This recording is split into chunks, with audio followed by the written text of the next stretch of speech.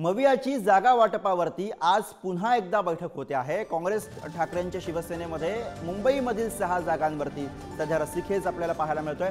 मवियामध्ये काही जागांच्या अदलाबदलीवर सुद्धा चर्चा असल्याचं कळत आहे आणि याच विषयी आपण अधिक बोलूया। प्रतिनिधी निखिल चव्हाण सध्या आपल्या सोबत आहेत। निखिल, प्रामुख्याने महाविकास आघाडीमध्ये बोलायचं, विशेषतः मुंबईच्या जागांच्या बाबतीत, तर काँग्रेस आणि ठाकरेंच्या शिवसेनेमध्ये रस्सीखेच दिसतोय। कोणत्या 6 जागा आहेत, काय नेमका पेच दिसतोय?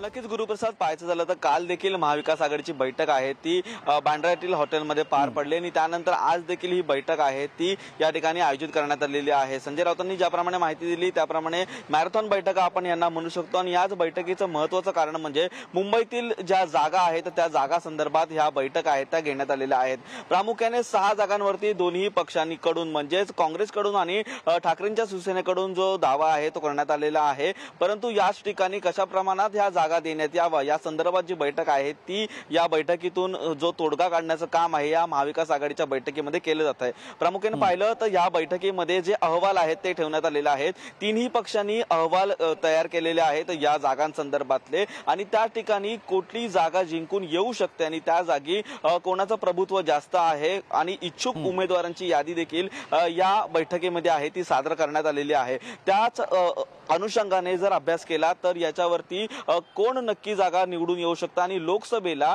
त्या जागांवरती नक्की कोणत्या पक्षाला किती टक्क्यांमध्ये मतदान झालेलं आहे या अनुषंगाने संपूर्णपणे बैठकीमध्ये आहे तो आढावा घेतलेला आहे।